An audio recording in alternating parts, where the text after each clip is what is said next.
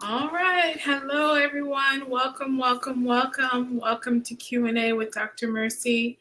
Hi, everyone. I hope you guys are doing well. Happy Friday. Happy Friday. Hello, everyone. Um, Again, welcome. I'm Dr. Mercy, and we're going to do another session of Q&A with Dr. Mercy. So if you're viewing me, just let me know where you are viewing me from. So, what country are you viewing me from? Let me know about that. That'd be great. Hello again, and welcome to Dr. Mercy Q&A with Dr. Mercy. I'm Dr. Mercy, and I'm always on live for the most part on Fridays around this time. Um, and usually try to get on here every week, but the way my full time job is situated, may not always be able to be available every Friday, but I try. So I'm super excited to be here. Welcome, welcome. If you can see me, let me know. If you can tell me where you are viewing, the location where you're viewing this live from, we'll also um, love to know that as well. Not seeing any comments. I think what's going on is there may be either a lag time or there's certain platforms where we're not able to see comments. So if you are seeing me, okay, great. LinkedIn user, California. Hi, how are you? Thank you. Can you hear me and see me okay? Is everyone able to hear me and see me okay? As soon as I get the yes, I will move forward. Yeah, there seems to be a lag time here. All right. Welcome, welcome, welcome. Happy Friday, happy Friday. Okay, thank you, LinkedIn user. Yes. So it seems like LinkedIn user, you're the only one I can see at this point. Anybody who's commenting, I'm sorry, I can't see you. But for you, LinkedIn user, I can see you. So thank you so much for that. Happy Friday, everyone. Welcome, welcome to Q&A with Dr. Mercy. Today I wanted to talk about, again, a topic that's near and dear to my heart, and that is the health benefits of prayer and meditation. Um, I've decided with this platform, this live platform, that, yes, it's great to talk about chronic diseases and get everyone to know exactly, what chronic diseases are all about, what are the treatments, and how you can recognize it. But I think just as it is important to know about diseases and conditions, it's also important to know how to prevent them, how to reduce them, and what are steps we can do to do that. So everyone knows prayer and what prayer is. Prayer is you are, a lot of times when you're praying, you're in a time of solitude, usually in your room or somewhere like in your bedroom or in the living room. You're quiet and you are just praying in your mind or out loud to God, essentially. And so you're praying about your day. You're praying about your what you would like in life, and you're praying because you're thankful. But what people don't realize that prayer, yes, it is your direct communication to God, but it also is a health benefit. It also helps you in the end when you do prayer. And those of you who may not necessarily do prayer, meditation, which is again a form of you being quiet and in solitude, is also beneficial when it comes to your health. Meditation, when you meditate, you're busy, just focused in on something, whether it's just focusing in on a sound that you're hearing, and you're trying not to get your mind to drift away, but just focus in on that sound, or you're just focusing in on silence, or you're focusing in on your heartbeat. I remember I did do a live few months, or actually a year or so back, talking about mindfulness. And mindfulness is a form of meditation. It is when you are very mindful to your present state of mind. So you're sitting down and you're saying, you know what, I'm going to, because right now my fan is going on. So I'm going to just listen to the wind of the fan. I'm going to feel the gushing movement of the air coming from the fan. And I'm not going to allow my mind to drift away from that. And so you're sitting in silence as this is happening. And if your mind tends to drift away, talk about, oh, let me add corn to my grocery list, you can just kindly and gently drift it back and say, okay, yes, that is something you can do outside of this session. But for now, we're just going to listen to the fan as it's moving around in the room. And we're going to feel the wind or the air movement of the fan as it's coming onto your body. And you just stay very still. So there is benefits from that. And the whole goal of this live is to say, okay, what are the benefits besides prayer, being able to have that direct communication with God, meditation, being able to be still for a brief moment? What are the benefits that studies have shown? So I'm about to show you this right now. So if we can go to the next slide.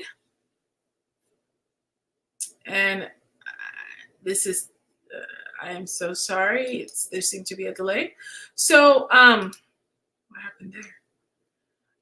In recent years, scientists have really wanted to investigate the benefits of prayer and meditation. These are been just practices that we've been doing for years. I mean, ancient times, it stems back from ancient times. So they now want to try to validate, what are the health benefits of prayer? What are the health benefits of meditation?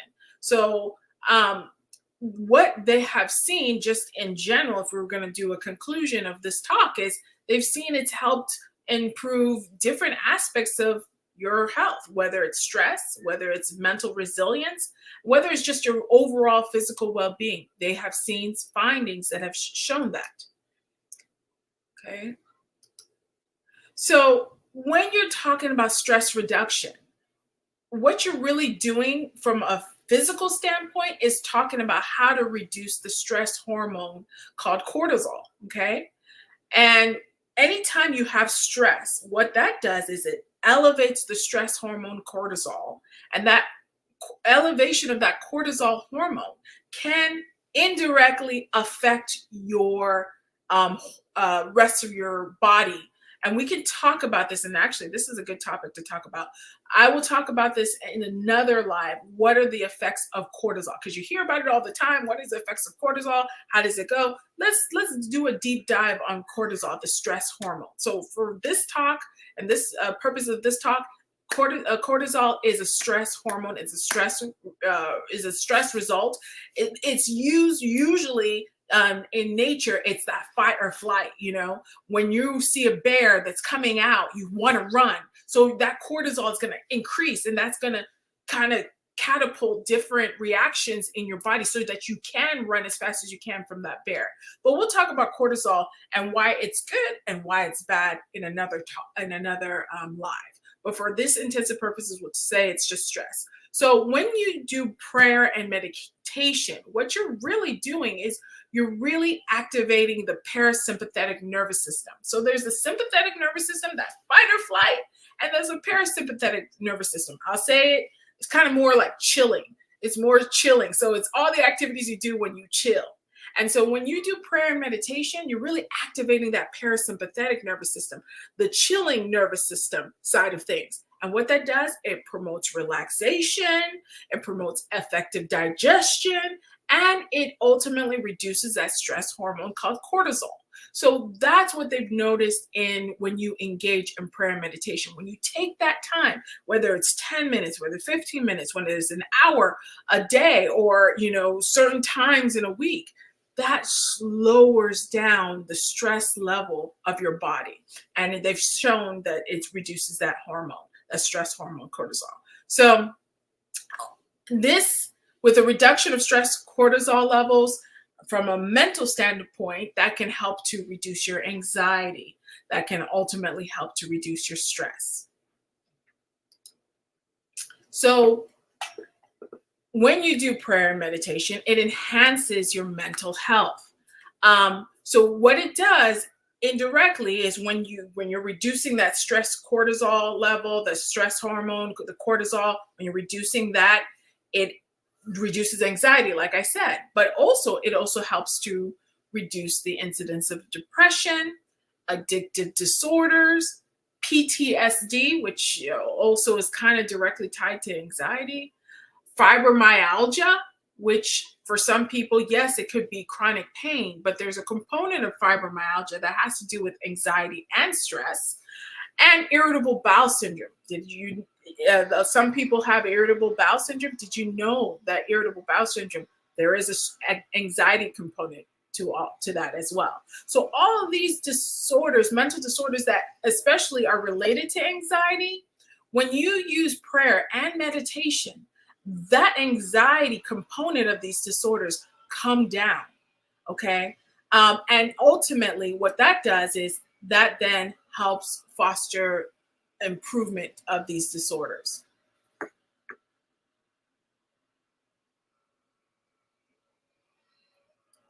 So, Elaine, I'm just Elaine. Prayer and meditation is number one, and yes, it does can. I pray without medications. So, this is a good point to make note of. Nobody's saying that prayer and meditation does not work. What I am saying is adding on prayer and meditation to what you're doing right now. So if you have high blood pressure and the doctor has said that you need blood pressure medications, I am not an advocate for you to just take stop taking your blood pressure medications just for prayer and meditation. I'm not an advocate for that. What I'm an advocate for is use prayer and meditation along with your blood pressure medications and see what the responses can be versus if you just use blood pressure medications by itself. I think if a lot more people add on prayer and meditation as an additive to what they're doing, they'll see a lot of better improvement to their overall sense of being. So thank you for that.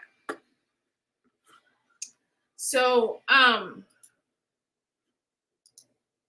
cognitive benefits. So, like we said, the cognitive benefits is it can help with your improvement of your mental health when you have prayer and meditation. It is something that you can use in addition to whatever. If you're depressed and you take medications, continue to take the medications. I'm not advocating that you don't. I'm just saying, why not you try prayer and meditation on top of the medications you're using? Same thing with anxiety. If you need medications for that, not saying that you should just all of a sudden stop and go cold turkey, but why don't you use prayer and meditation in addition to the medications that you're using? So we've already talked about the cognitive benefits, how it helps with mental health. So, but from another standpoint of things, not only does it help from a mental health disorder to improve that, but just even if you don't have a mental health disorder, it can help with attention span. This day and age where we're constantly on some sort of electronic gadget. If it's not our phone, it's watching things on Instagram, YouTube, TikTok, all these things. There's so many things that always get our attention on a consistent basis. What prayer and meditation does, it actually trains your mind to stay attentive to just one thing. I have been always wanting to keep prayer in my life. And I'm going to be the first to admit that sometimes, especially when I was going through medical school training and definitely residency, that kind of, was one of the last things, unfortunately, I was doing because I was so busy with all this kind of things that were necessary for my training. But once I started reinstituting prayer, and once I started also reinstituting meditations in the form of mindfulness, I noticed, especially the first couple of sessions that I was doing it, I noticed that I was very inattentive. Like I couldn't even, I would try to stay focused on something, especially when it came to mindfulness. I would try to stay focused on, okay, I'm going to stay focused on the hearing the leaves that are moving in the tree outside my window. And immediately, it didn't even take 5 seconds, I'm already thinking about something else. And it was a struggle initially.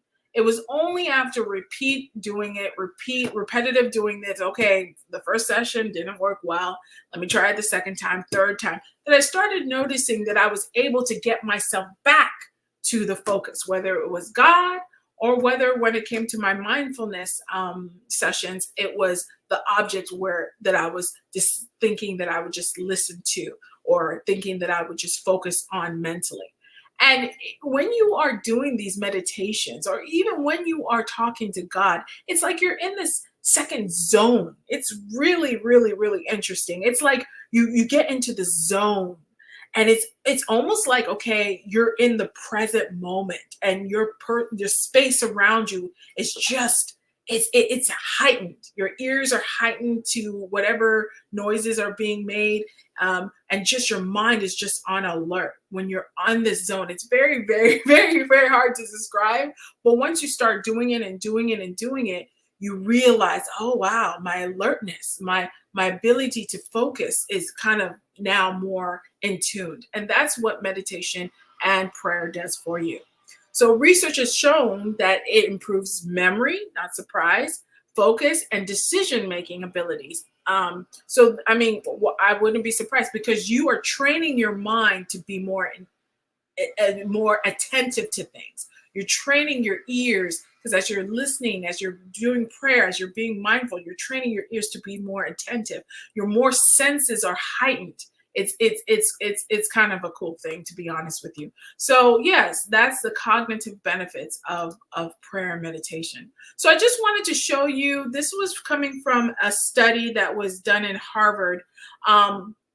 They had individuals watch some sort of emotional content, maybe something scary or something angry, and they had them first watch it prior to meditation process, the meditation that they would have them do later, and then they had them watch it again after 6 weeks of training in this mindful attention meditation. So they noticed that prior to that 8 weeks of that training of mindfulness training and being attentive, the area here in the amygdala, one of the areas that works whenever you're very emotional and things of that nature, it was very high in activity, like, very high. As you can see, this is the highest level. But after 8 weeks of training and mindful intention meditation, that same area, they noticed that the activity wasn't as heightened as it was before. So this is an MRI, just in case you guys are not aware, this is an MRI imaging. So they took MRI before and after, and they noticed that the activities changed. So the response was different. It was more subdued. And that's what meditation and prayer does for you.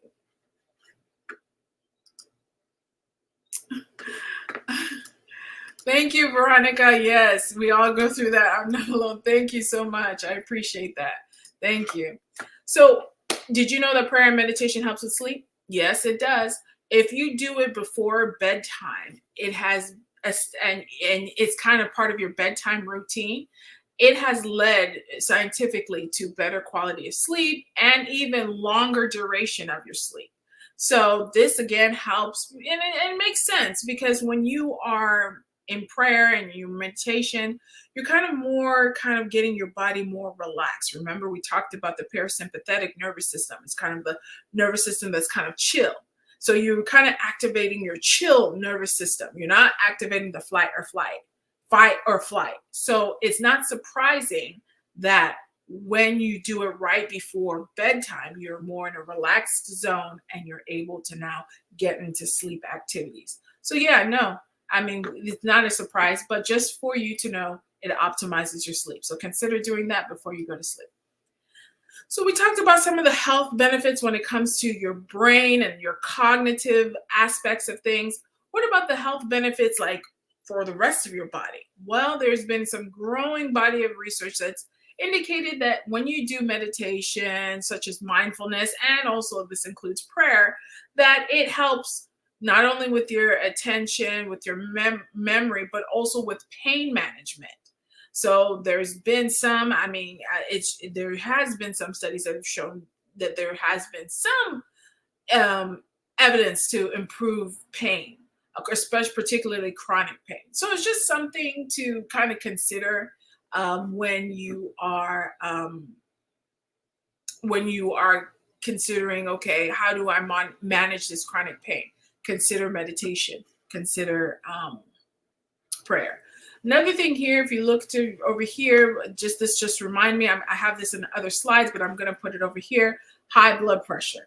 Meditation and prayer has been shown to also help with high blood pressure. Not surprising, right? Because high blood pressure is activated by stress, okay?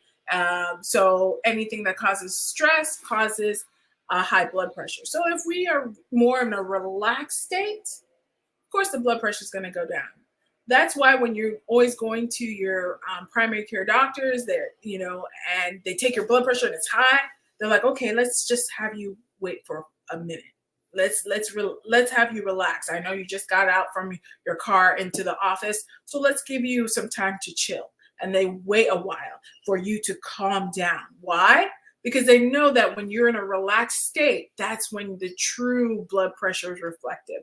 But that's also when your stress and your cortisol hormones are coming down. When you're in a more relaxed state, you're not in a sympathetic nervous system ready to fight or flight, but you're more ready to chill. So if you are constantly working on keeping yourself in a chilled, relaxed state, and prayer and meditation is helping you with that, you're going to see improvement for the most part in your blood pressure.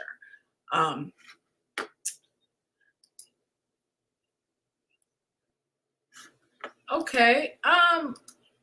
What are my thoughts on meditation while you sleep? I often fall asleep with guided meditation. Again, that's your part of your bedtime routine. So you started off with guided meditation, and you're showing me that this actually works because you started off with guided meditation. It got you so relaxed that you went to the point of sleeping. So I think you answered your own question in that it seems to be helping you and getting you into that relaxed state. So great example of that. Yes, I think that's a great idea. I think it's helped you. It's kind of like your sleep aid, if you will. So I think it's great. I really do. And anytime, I would also say, anytime anybody's stressed, whether it is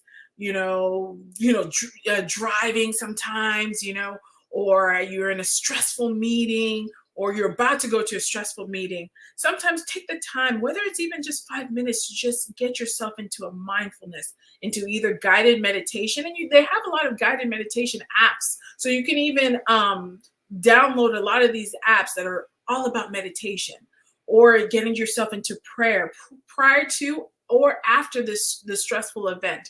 And you'll see that you are more relaxed. And so you're not all strung up from whatever event that happened to you. A lot of times when you have these meditations, it's just kind of like a de-stressor from the everyday situation and scenarios. So if you're able to, even if it's in the morning, just kind of de-stress for the morning day, or you could do it twice. Once in the morning and once in the evening when you're about to sleep, kind of de-stress. I think overall your health will benefit from that. So I was talking about the blood pressure, and a study, although it was small, this was also in Harvard. It actually, what it did was I think it was 24 or 30. It was a very small number of people, but what they did was they looked at people who meditated over an 8-week period, and they checked their genes, and they checked, how they were sleeping, some inflammatory markers in their blood, and even their glucose, your blood sugar. And what they noticed was not only that there was improvement in some of their gene expressions, decrease in some of their inflammatory markers, improvement in their circadian rhythm, which is also sleep rhythm, but they also noticed that there was a meaningful decrease in their blood pressure. I don't know if this is, I'm seeing myself from here, so a meaningful decrease in their blood pressure. So I actually took this right out of the article, and I'm just going to read it to you. So they said a study at the time, 24 people, they had high blood pressure. They went through this 8-week history, 8 weeks of training to achieve this relaxation response. I guess they had these weekly sessions with a trainer and 20-minute CD that they can play at home. So this session was involving deep breathing, relaxation, and concentration. And they were given this mantra that were used to actually ignore intrusive thoughts. And just like I said last week, I'm going to also say it this week as well. A lot of our thoughts are intrusive. And when we mean intrusive, what it means is we're not thinking this. They just enter our minds. And sometimes we need to actively get them out of our minds. They're not us. Thoughts of wanting to kill yourself. A lot of times that's not us. That's an intrusive thought that comes into your mind. Thoughts of, oh, life sucks. A lot of these thoughts can be very intrusive and not really originating from your mind. So you actively removing them from your mind is key in order to live a happy life. Anyways, the researchers measured the people's blood pressure after this intensive 8-week, and they noticed a 10-point drop in the top number of the blood pressure. And so that was it. And then they also did a blood samples, as you can see over here. It says blood samples from both groups, those who did it and those who didn't, showed that revealed a clearly different genetic signature among the responders. So 172 different genes associated with inflammation, sleep rhythm, and glucose metabolism were either switched on or switched off in ways that were different from the non-responders. So they said, to our knowledge, this is the first study to identify gene expression changes specifically associated with the impact of a mind-body intervention on hypertension. In other words, what are we saying? The mind affects the body. A lot of us know that, but we don't know that from a scientific aspect of it. What they're showing you is if you help your mind relax itself, if you're actively make sure that your mind kind of is able to chill for most parts of your life rather than always stressed, it's going to indirectly help your body out, like lower blood pressure, better sleep, and also change gene expression. And this was a study that they said this was the first study that showed that gene expression may be changed. Of course, they need to do it in a larger group of people. But this right there just gave them an idea like, okay, hey, we need to look at this further. All right. Ooh, let me go. Ooh, I think okay. Sorry, guys. So, immune system support. Well, if you have lower cortisol levels, that means the cortisol, again, can affect your immune system. If you have low cortisol levels, that means, and you're able to reduce inflammation, which means that you're better able to boost your immune response. Studies have shown a correlation between this and a decrease in illnesses. Again, it can help support your immune system. It's not the cure-all for diseases, but it can help boost your immune system by you just praying and meditating. And then just overall, you can feel interconnected with yourself. Being able to have prayer and meditation as a routine thing helps you kind of connect to your own self and how you're doing. It's almost like a check-in, like, oh, how am I doing today? Let me see. Let me just kind of be one with myself. Or how am I doing with God? Let me see. Let me just speak directly to God. So it's more of I know some of you guys may believe it or not, it's more of a mind, body, and spirit type connection. All of these things integrate to your holistic well-being. So, and even said it, integrating these practices into daily life promotes a holistic well-being, encompassing your physical, mental, and spiritual dimensions. And if people don't think that you have a spirit component to yourself, That's something that I definitely believe you do, because when you die, your body's here, but that essence has gone. Well, what was that essence? Your spirit. So, all right. So, lastly, what are some other benefits? And I may be in the way here, but some other benefits involves, and I'll take this off. Some other benefits involve, they studies have shown that their prayer and meditation may have some partial benefits when it comes to the memory of dementia patients. That's partial. Probably there's more need for studying that aspect of it. Again, like I said, attention spans becomes lengthened. You become, as you are focusing on something, whether it's God through prayer or whether it's through meditation, just focus. It eventually trains you to have a focused mindset, and you're able to be more attentive. You're able to be more heightened awareness of oneself and your surrounding. And lastly, like we said, it can decrease blood pressure. So that's it for today. Thank you guys so much for joining me on this discussion about the health benefits of prayer and meditation. I mean, how I always see things is, if it doesn't hurt, it can, and it helps, then why not try it? So it's definitely something for you guys to try and see. To do like how some of these studies do it. Do it for 6 weeks or 68 weeks. See how you were before and how you are now. Write a journal and get a sense of how you feel during the journey, and then compare. Hey, is it worth for me to continue for the rest of my life? Is this a good lifestyle transformation for me? I know it's really, really helped me. And even though sometimes on occasion I get off of it, I always come back to it because I know the benefits of it. So, all right, y'all. Thank you so much for joining me in Q&A with Dr. Mercy. I hope you guys have a wonderful day and a wonderful weekend. Till next time. Bye.